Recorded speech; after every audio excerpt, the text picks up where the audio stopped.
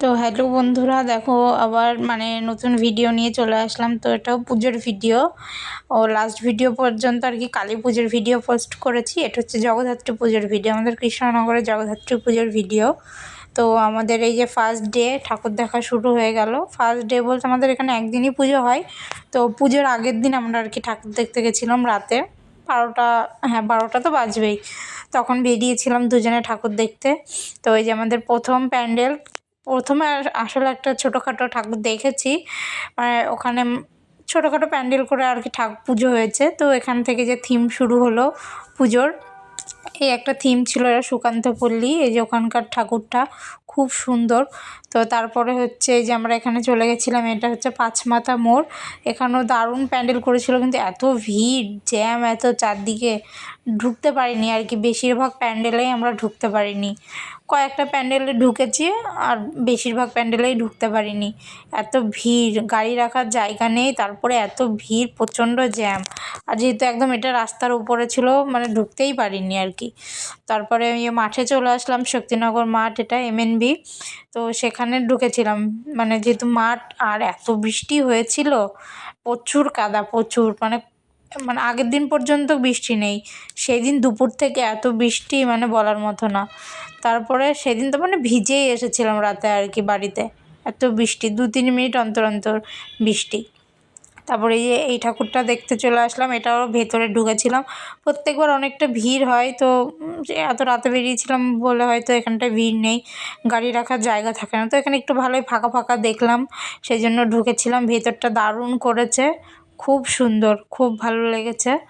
তো এই যে দেখছি চারদিকে ঘুরে ঘুরে, আর দাঁড়াতেও দিচ্ছে না, এই যে গার্ড ফাটগুলো আছে, একটু দাঁড়ালেই বাঁশি বাজাচ্ছে বেরিয়ে যাওয়ার জন্য, সেই জন্যই।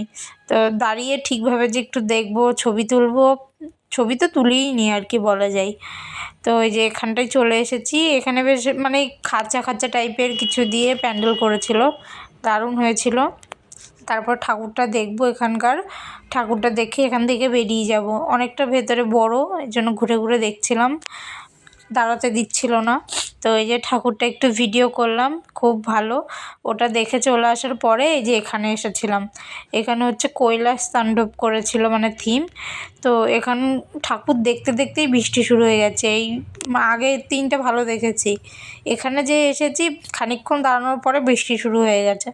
তো এই যে দেখছিলাম, এটার ভেতরে আর যাইনি, চারদিকে এত অন্ধকার, এই লাইটিংটার জন্য ভালো করে দেখাও যাচ্ছে না, শুধু যে এই লাইটিংটা চলছে এই আর কি ভিডিওর, ওইটুকুনি, চারদিকে পুরো অন্ধকার, ভালো দেখাই যাচ্ছে না। সে ফোনের টর্চ জেলে জেলে আমরা গিয়েছি।